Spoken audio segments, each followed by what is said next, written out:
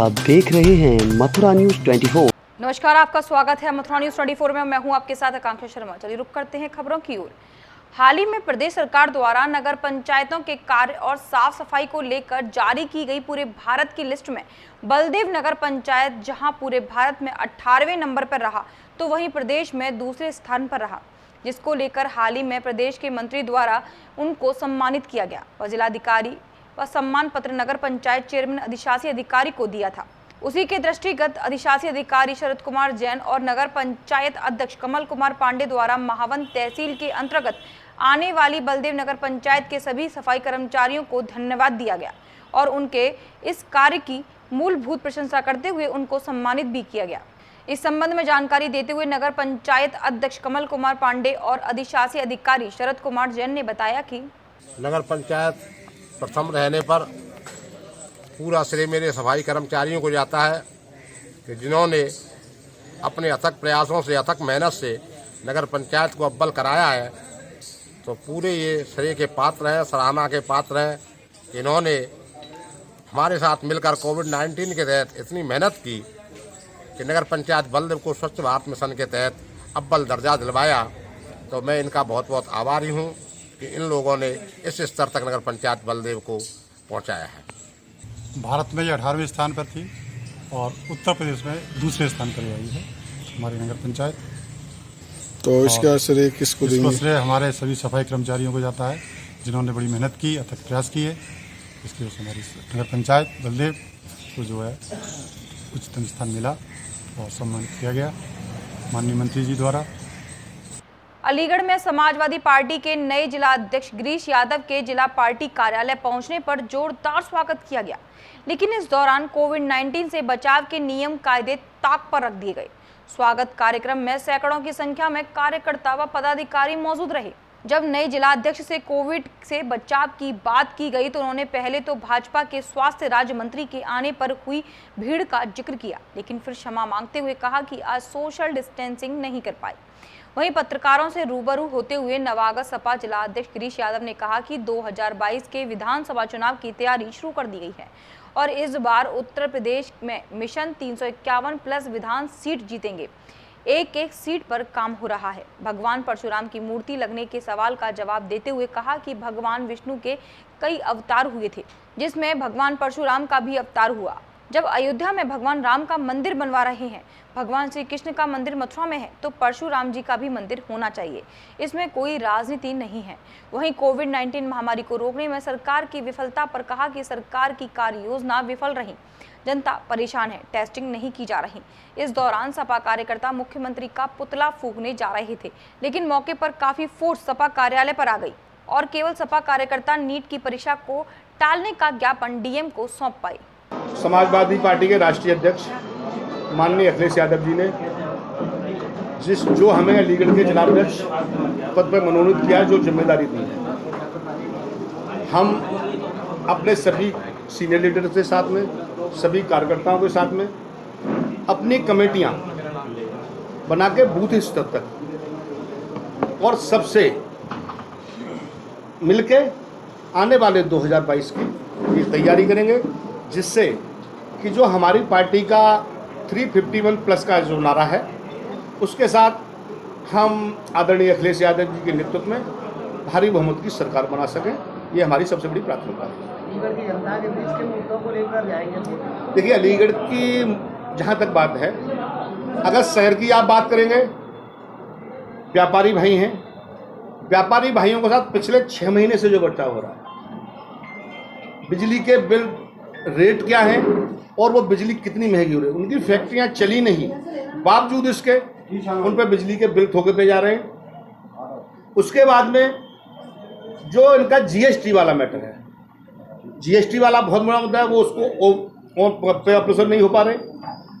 सरकार ने अभी किसी पे 3%, किसी 15% जीएसटी लगा के रखा है। आज की स्थिति देख रहे हैं कि मार्केट की क्या है। व्यापारी वर्ग हमारा बहुत परेशान है। उसके बाद किसान वर्ग आता है।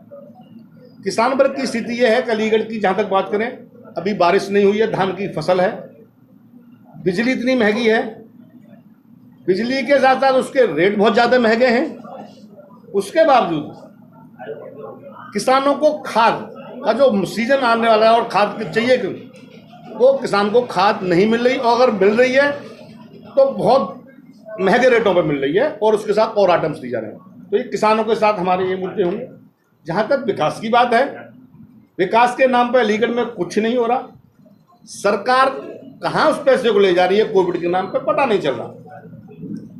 एक भी पैसा सरकार विकास के नाम पर नहीं भेज रही। जो भी पीडब्ल्यूडी से रेस्टोर आप देख रहे होंगे, कोई नई सड़कें नहीं बन रही, कहीं कोई कुछ नहीं हो रहा, केवल गड्ढे भरे जा रहे हैं और वो पीछे जैसे ही गड्ढे आगे बढ़ते हैं, एक हफ्ते बाद वो गड्ढे बिल्कुल उसी तरह से बराबर हो जाते हैं। ये मुद्दे हैं, तो इनको लेके हम जनता के बीच पहुंचेंगे। देखिए, आज चूंकि हमारा पहला दिन था, कार्यकर्ताओं में हो सकता है थोड़ा जोश हो, उस वजह से थोड़ी परेशानी रही हो, हम ये मानते हैं। लेकिन आप ये भी तो देखिए, जब बीजेपी वाले मिनिस्टर आते हैं वहां आप ये हॉस्पिटल में क्वेश्चन नहीं करते। हम लोग सभी मास्क में थे, कहीं आज भी, अब यहाँ भी सोशल, हमारी जो हॉल में कुर्सियां लगी थी सोशल डिस्टेंस के हिसाब से, लेकिन कार्यकर्ता चूंकि ज्यादा हो गए इसलिए हो सकता है थोड़ी सोशल डिस्टेंस का वो हुआ हो, लेकिन हम इसको फॉलो जरूर करेंगे। और निश्चित रूप से आपको देखना पड़ेगा कि कोरोना की जो भी गाइडलाइंस हैं उसको हम फॉलो करेंगे, इसमें कोई दो राय नहीं। आज योगी सरकार योगी के खिलाफ नारे लगाएंगे मुर्दाबाद के, क्या वजह रही? देखिए, योगी जी सरकार के खिलाफ जो नारे लगाएंगे, हमारे लखनऊ में हमारे सीनियर लीडर्स ने माननीय महामहिम राज्यपाल जी को ज्ञापन देने जा रहे थे। ज्ञापन देने जाते समय उनको घेर के बुरी तरह से लाठीचार्ज किया गया, जिसकी सभी पे वीडियोज हैं, और इस तरह से मारा गया है, उनको पीटा गया कि जैसे कोई अपराधी के साथ इस तरह का व्यवहार नहीं होता जिस तरह का वो वहां पर व्यवहार हुआ है। इस वजह से हमारे लोगों ने और ज्ञापन दिया गया। अलीगढ़ एनएसयूआई के जिला अध्यक्ष के नेतृत्व में अपने साथियों के साथ छात्रों की मांग को लेकर अनिश्चितकालीन भूख हड़ताल पर बैठे हैं। जिला अध्यक्ष हनी यादव का कहना है कि इस कोरोना काल में नीट जेईई की परीक्षा कराने का अभी उचित समय नहीं है, और साथ ही साथ कोरोना काल में मध्यम वर्गीय परिवारों की आर्थिक स्थिति खराब हुई है। ऐसे में कम से कम 6 महीनों की फीस माफ होनी चाहिए। सरकार का यह फैसला बिल्कुल छात्र विरोधी है। इसी को लेकर एनएसयूआई के राष्ट्रीय अध्यक्ष नीरज कुंदन जी शिक्षा मंत्रालय के सामने 3 दिन से भूख हड़ताल पर बैठे हुए हैं, फिर भी सरकार के नुमाइंदों पर कोई असर नहीं है। अपने राष्ट्रीय अध्यक्ष को मजबूत करने के लिए अलीगढ़ के जिला अध्यक्ष भी भूख हड़ताल पर बैठे हैं और अलीगढ़ से छात्रों की आवाज बुलंद कर रहे हैं। देश की सरकारें दूरी बहरी हो चुकी हैं। उनको ट्विटर पे 2-4 मिलियन छात्र सरकार से आग्रह कर रहे हैं कि नीट व जेईई परीक्षाओं को स्थगित किया जाए। देश की सरकार उन छात्रों की आवाज़ को नहीं सुन रही है और सितंबर माह में नीट व जेईई परीक्षा आयोजित करवा रही है। परीक्षाएं का आयोजन जैसा कि उत्तर प्रदेश में नीट व जेईई परीक्षाओं के लिए 66 परीक्षा केंद्र बनाए गए हैं और इस हिसाब से देखा जाए तो एक ज़िले में एक परीक्षा केंद्र भी नहीं है और उत्तर प्रदेश में एक ज़िले से दूसरे ज़िले में जाने के लिए 100 किलोमीटर से अधिक दूरी तय करनी पड़ती है। ऐसे में ट्रांसपोर्टेशन पूरी तरीके से अभी प्रभावी रूप से चालू भी नहीं हुआ तो छात्र कैसे जाएगा, और लाखों छात्र परीक्षा सेंटरों तक पहुंचेंगे तो क्या उन्हें वहाँ संक्रमित नहीं होंगे। और जैसा कि सरकार कह रही है कि हमने सोशल डिस्टेंसिंग का ध्यान रखेंगे, छात्रों के स्वास्थ्य का पूरा ध्यान रखा जाएगा। ये कितना हवाई दावा या हम देख चुके हैं Uttar Pradesh BEd entrance exam में, जहाँ सारी सोशल डिस्टेंसिंग की ताक उड़ गई थी, जो सारे हवाई दावे थे रह गए थे। और जैसा कि असम और बिहार में बाढ़ आई हुई है, वहाँ के बच्चे कैसे परीक्षा सेंटर तक पहुँचेंगे। इतने बड़े बिहार पूरे राज्य में सिर्फ 2 परीक्षा सेंटर दिए गए हैं और जिस परीक्षार्थी का सेंटर 500 से 600 किलोमीटर की दूरी पर है वो छात्र अपने इस समय कोरोना संकट काल में कैसे पहुँचेंगे। हमारी दूसरी मांग है, कोरोना काल में मध्यम परिवारों की हालत पर बहुत प्रभाव पड़ा है। ऐसे में हम चाहते हैं कि कम से कम 6 महीने या 1 सेमेस्टर की फीस माफ़ हो और कोरोना काल में अभी किसी तरह की परीक्षा ना हो। हम परीक्षाओं का विरोध नहीं करते, अब हम परीक्षाओं के समय का विरोध कर रहे हैं। यह उचित समय नहीं है और छात्रों की परीक्षा लेने का। सूबे के मुख्यमंत्री द्वारा दिए गए निर्देशों के क्रम में जनपद के नोडल अधिकारी व प्रमुख सचिव नितिन रमेश कोकड़ ने आज L2 हॉस्पिटल पंडित दीनदयाल संयुक्त चिकित्सालय का निरीक्षण किया। निरीक्षण करते समय उन्होंने बताया कि DDU हॉस्पिटल कोविड मरीजों के लिए L2 स्तर का हॉस्पिटल है और इस हॉस्पिटल में मरीजों के लिए सभी सुविधाएं उच्च स्तर की हैं। उन्होंने बताया कि हॉस्पिटल में यहाँ भर्ती मरीजों की मॉनिटरिंग सीसीटीवी के माध्यम से की जा रही है। इसी के साथ उन्होंने कहा कि L2 हॉस्पिटल DDU में निरीक्षण के समय वहां भर्ती मरीजों से सीसीटीवी के माध्यम से बात की तो मरीज ने बताया कि उनका इलाज अच्छी तरह से हो रहा है और उन्हें किसी भी प्रकार की कोई समस्या नहीं है। मरीज ने कहा कि डॉक्टर्स नियमित रूप से चेक करने आते हैं और उनका BP, पल्स व ऑक्सीजन चेक किया जाता है तथा खाना व नाश्ता समय से मिलता है। और उन्होंने यह भी बताया कि L2 हॉस्पिटल DDU में कोविड वार्ड से लेकर अन्य सभी व्यवस्थाएं ठीक मिली। 100 बेड का वार्ड और तैयार हो गया है और जल्द ही DDU हॉस्पिटल L2 स्तर का 250 बेड का हॉस्पिटल हो जाएगा। जो हमारे नोडल अधिकारी हैं नितिन रमेश बोकरा जी, उनकी आज भ्रमण था यहाँ पे दीनदयाल हॉस्पिटल में, जो हमारा L2 हॉस्पिटल है। तो यहाँ पर हमारे पास इस समय 250 बेड की व्यवस्थाएँ हैं और 3 फ्लोर पर चल रहा है, तो उसमें कोई दिक्कत नहीं है। उन्होंने मरीजों से बात की, पूरा सारा मामला देखा, सारी व्यवस्था हो सकती। पूरे पश्चिमी उत्तर प्रदेश में आज तड़के से ही बारिश हो रही है, जिसके चलते कई जगह जलभराव की सूचना मिल रही थी। अलीगढ़ के ITI रोड पे जलभराव के चलते मेन रोड पर बनी हुई दीवार भरभरा कर गिर गई, जिससे मौके पर रखा हुआ खोखा और उस पर बैठे हुए 2 व्यक्ति चोटिल हो गए। गनीमत यह रही कि किसी को गंभीर चोट नहीं आई, जिसका पूरा दृश्य CCTV में रिकॉर्ड हो गया। स्थानीय लोगों ने तुरंत मौके पर पहुंचकर लोगों को निकाला और स्थानीय स्तर पर उनको मेडिकल सहायता उपलब्ध कराई। गनीमत यह रही उस दुकान पर चलाने वाला विकलांग व्यक्ति आज बरसात के चलते दुकान पर नहीं पहुंचा। अगर पहुंचता तो गंभीर हादसा हो सकता था। ये बारिश हुई थी 9:30 बजे के बाद में 10 बजे करीब पानी पड़ा था और पानी के बाद में यहाँ पर एकदम जल भराव की समस्या पहले से ही थी और पानी बहुत अच्छा खासा भर गया था। भरने से ये दीवार जा रही है इंडस्ट्रियल एरिया की, तो यहाँ पर जो है पहले से भी दीवार काफ़ी 2-2.5 साल से झुकी हुई थी। आज पानी कुछ ज़्यादा भर गया तो दीवार जो है गिर पड़ी और जो यहाँ 2-3 खोखे के ऊपर गिर पड़ी। खोखे के नीचे 2 लोग दब गए थे, उनको बड़ी मुश्किल से निकाला गया। घायल हो गए 2 लोग? हाँ, उनके फुटसट आई हुई है हाथों और पैरों में। नुकसान क्या हुआ भैया? नुकसान तो ये है कि जितना भी सामान था इनका सारा सामान बह गया। कुछ पैसे भी थे, पैसे भी बह गए इनके। हाँ, जो भी है पैसे थे वो सब चले गए, पैसे वो नहीं मिले। घायलों को कहाँ भेजा गया है? ये घायलों को तो अभी अपने आप ही उन्होंने खुद दवा वगैरह लगा दी है। बड़ी मुश्किल से इनको निकाला गया था, दब गए थे ये कटियों के नीचे और खोखे के नीचे। इसमें कोई घायल हुआ है क्या?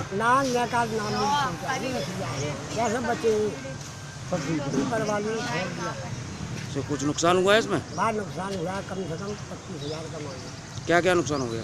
खोखा भी गया, जो देख लो आपके सामने, कटिया छप्पर भी टूटा, जाम जितने बड़े मोहर दिलवार प्रधान जो पड़े वो सब जाम बह गए। मथुरा करणी सेना के नेतृत्व में राशन डीलरों के द्वारा की जा रही धांधली की शिकायतों को लेकर जिला अधिकारी को ज्ञापन दिया, जिसमें उन्होंने सदर तहसील क्षेत्र के कई राशन डीलरों की मनमानी की शिकायत करते हुए कार्रवाई की मांग की है। करणी सेना के पदाधिकारियों के साथ सैकड़ों की संख्या में महिला व पुरुष भी पहुंचे, जहां उन्होंने अपने क्षेत्रीय राशन डीलरों पर कई तरह की भ्रष्टाचारी के गंभीर आरोप भी लगाए हैं। जिला कलेक्ट्रेट पहुंचे सैकड़ों की तादाद में लोगों का कहना है कि इन दिनों राशन डीलरों द्वारा किसी भी तरह की खाद्य सामग्री नियमानुसार नहीं बांटी जा रही। इस तरह से राशन डीलर गरीबों के हक का माल बचाकर कालाबाजारी करने में लगे हुए हैं। लोगों की शिकायत है कि राशन डीलरों द्वारा कार्ड धारकों से मशीन में अंगूठा लगवा लिया जाता है, लेकिन राशन देने के नाम पर अगली तारीख देकर भगा दिया जाता है। इसके अलावा डीलरों द्वारा कार्ड धारकों से फ्री में मिलने वाले खाद्य सामग्री की एवज में पैसा भी लिया जा रहा है, जबकि कोविड-19 के चलते सरकार द्वारा गरीबों के लिए मुफ्त खाद्य सामग्री देने का निर्देश भी किया गया है। वहीं इस पूरे गोरख धंधे में पूर्ति विभाग के अधिकारी व कर्मचारी भी मिले हुए हैं, जिनके बातचीत करते हुए ऑडियो और वीडियो भी वायरल हो रहे हैं। इन सभी शिकायतों को लेकर पहले भी जिलाधिकारियों को अवगत कराया जा चुका है, लेकिन अभी तक किसी भी प्रकार की कोई कार्रवाई अमल में नहीं लाई गई है। राशन नहीं दे रहा, 3 महीना से 50 रुपए 100 रुपए देगा, राशन फ्री में राशन वाले का लगड़ा लूला आदमी है, क्या खाएगा? और गरीब आदमी है, क्या खाएगा वो? गरीब लोग के साथ के गुंडे घूम रहे हैं, वो लोग कौन के गुंडे घूम रहे हैं? आज हम लोगों की देखिए विगत में भी हम लोगों ने करणी सेना और भारतीय किसान भानु ने डीएम साहब को पहले भी हम लोग एप्लीकेशन और उसके बाद ज्ञापन दे चुके हैं। उसका संदर्भ केवल ये था कि बेरी गांव में कोटा वितरित ही नहीं हो पा रहा है। पुराने जो राशन डीलर थे परशुराम जो है उनको झूठी खबरों के झूठी शिकायतों के आधार पर निरस्त कर दिया था, उनका कोटा निलंबित कर दिया था। और अभी उसके बाद में गड़ी में अटैच किया, गड़ी वाले ने पैसे ले के बांटा था उसका भी हमने यहाँ शिकायत करी थी। दूसरा जो पूर्ति निरीक्षक है, क्योंकि हमारा अभियान भी चल रहा है पूरे ज़िले में, तो पूर्ति निरीक्षक जो हैं वो हर जगह से हमें यही शिकायत मिल रही है कोटा धारकों की भी कि पूर्ति निरीक्षक साहब 5 से 10 रुपये की मांगते हैं और काटते हैं। उनका एक ऑडियो भी है हमारे पास जो हम अधिकारियों को दे रहे हैं आज, जिसमें पूर्ति निरीक्षक के कर्मचारी कह रहे हैं कोटा वालों से कि लिस्ट आई है हमारे पास, अब 3,000 रुपये महीने 6,000 रुपये महीने का हम लोगों को आप दीजिए और आपकी यहाँ से पहुँचा नहीं है। तो वो भी हम लोगों ने मांग रखी है कि पूर्ति निरीक्षक क्योंकि जब तक यहाँ रहेंगे तब तक ये सदर तहसील का मामला शॉर्ट आउट नहीं होगा। दूसरा, ग्रामीणों की बेरी के जो आज सैकड़ों ग्रामीण आए हैं उनकी शिकायत ये थी कि उन्हें कोटा मिली, उन्हें बटा ही नहीं है पिछले 3 महीने से। तो डीएम साहब से हमारी यही मांग है कि उसमें बेरी ग्रामीणों की जो उनकी समस्या है उसको जल्द से जल्द सॉल्व कराएं और पुराने कोटे को अगर बहाल कर सकते हैं वो, क्योंकि ग्रामीणों की यही मांग है। जैसा कि पहले भी आप बता चुके हैं, पहले भी आप ज्ञापन दे चुके हैं इस संबंध में। देखिए, हमारी मुख्य मांग तो ये है डीएम साहब से कि ज़िले भर में राशन की कालाबाजारी हो रही है, गरीबों को उनका हक नहीं मिल पा रहा है। कहीं कम राशन बट रहा है, कहीं कम तोला जा रहा है, कहीं यूनिट पे कम दिया जा रहा है, कहीं पैसे लिए जा रहे हैं। तो ये पूरी धांधली ख़त्म हो। योगी जी के सख्त निर्देश हैं, क्योंकि योगी जी के पास अपनी ये मंत्रालय है, उनके सख्त निर्देश हैं कि जी राशन गरीबों तक पूरा पहुँचे। पर अधिकारियों की पूर्ति निरीक्षक जैसे इनकी पूरी साठगांठ रहती है, तो कहाँ से कोटा वाले बांट पाएंगे बताइए। तो यही हमारी मांग है। इसी को लेकर आज भारतीय किसान यूनियन, राष्ट्रीय राजपूत करनी सेना और करनी सेना ने इन लोगों के साथ डीएम साहब। तो ये आंदोलन इस तरीके से कब तक चलेगा? देखिए, ये जब तक चलेगा जब तक भ्रष्टाचार जड़ से खत्म नहीं हो जाएगा, राशन पूरा सुचारू रूप से हमारी एक मांग और थी हमने डीएम साहब से उसमें रखी है कि आप अधिकारियों की कमेटी गठित करिए और समाज सेवियों की कमेटी गठित करिए और राशन जहाँ भी जिस समय वितरित होता है उस समय दोनों लोग संयुक्त रूप से वहाँ जाके राशन वितरित करवाएं, जिससे कि ये कोटे धारक जो है उसमें गड़बड़ी न कर सकें। जब तक ये लागू नहीं होगा तब तक। तो आज आपने मांग क्या रखी थी इसमें? हमारी मुख्य मांग यही थी, हमने आपको बताई कि एक तो पूर्ति निरीक्षक की साठगांठ है, उनका ऑडियो वायरल हुआ, उस ऑडियो की जाँच कराई जाए और पूर्ति निरीक्षक को तब तक यहाँ से हटाया जाए जब तक उसकी सत्यता नहीं मालूम पड़ती। दूसरी हमारी मांग ये है कि बेरी वाला कोटा अगर या तो कोटा बहाल करें या बेरी में सुचारू रूप से राशन वितरण की व्यवस्था कराई जाए। और तीसरी मांग ये है कि कमेटी बनाई जाए और कमेटी के हिसाब से अधिकारी अपने वितरण की व्यवस्था को सुचारू कर सकें पूरे जिले भर में। मथुरा शहर के छत्ता बाजार में विद्युत विभाग के द्वारा लगाया गया एक पैनल बॉक्स वर्तमान में हादसे को न्योता दे रहा है, लेकिन विभागीय अधिकारियों का इस ओर कोई ध्यान नहीं है। बीते समय मथुरा जनपद में विद्युत विभाग के द्वारा व्यवस्थाएं बनाए जाने के नाम पर भूमिगत केबल कार्य संपन्न कराया गया था, जिसके बाद यह दावा किया गया था कि अब उपभोक्ताओं को विद्युत व्यवस्था को लेकर शिकायत नहीं करनी पड़ेगी। भूमिगत केबल कार्य के दौरान सप्लाई किए जाने को लेकर विभागीय स्तर पर जगह जगह बिजली के पैनल बॉक्स लगवाए गए थे और इनको मजबूती प्रदान करने के लिए इनके सीमेंटेड प्लेटफॉर्म भी तैयार किए गए थे। लेकिन इस कार्य के पूर्ण होने के कुछ समय के बाद अब ये पैनल बॉक्स अपने गिरने की कगार पर पहुंचने लगे हैं। ऐसा ही नज़ारा मथुरा शहर के घनी आबादी कहे जाने वाले छत्ता बाजार स्थित होली वाली गली के सामने दिखाई दिया, जहां पर बिजली का एक पैनल बॉक्स अब एक ओर झुका हुआ है। इस पैनल बॉक्स से क्षेत्र के कई इलाकों में सप्लाई होती है, जिसके चलते स्थानीय निवासियों को भी अब हादसे का खतरा मंडराने लगा है। इस संबंध में जब इस पैनल बॉक्स के पास बर्तनों की दुकान करने वाले दुकान स्वामी से बात की गई तो उन्होंने बताया कि यह पैनल बॉक्स काफी समय से इसी हालत में है और इस संबंध में विद्युत विभाग के अधिकारियों को भी सूचित किया जा चुका है। वहीं जब इस पैनल बॉक्स की स्थिति को लेकर मथुरा शहर के कैंट बिजली घर के एसडीओ अंशुल शर्मा से जानकारी की गई तो उन्होंने पैनल बॉक्स सही कराने की बात कही। ये अभी संज्ञान में आया है और इसको जो है हमने अभी जांच करने के निर्देश दे दिए। अगर ऐसा कोई प्रकरण है तो चूंकि अभी तो गारंटी पीरियड में है, वही वर्किंग एजेंसी के द्वारा उसको सही कराएं। छत्ता बाजार क्षेत्र बहुत व्यस्त क्षेत्र माना जाता है, ऐसे में रोड पर ही होली गली के सामने एक बॉक्स है, वो बहुत ज़्यादा जीवन अवस्था पहुँच गया है। इसके दृष्टिगत कुछ निर्देश अभी उसको चेक करा लिया गया है और जो आपने पिक्चर दिखाई, जो फोटो बताया, उसके हिसाब से उसको वर्किंग एजेंसी को निर्देशित कर दिया गया है, वो उसको तत्काल दुरुस्त कराएगी। अभी तक के लिए सिर्फ इतना ही। मुझे दीजिए इजाजत, फिर मिलेंगे नई खबरों के साथ। नमस्कार।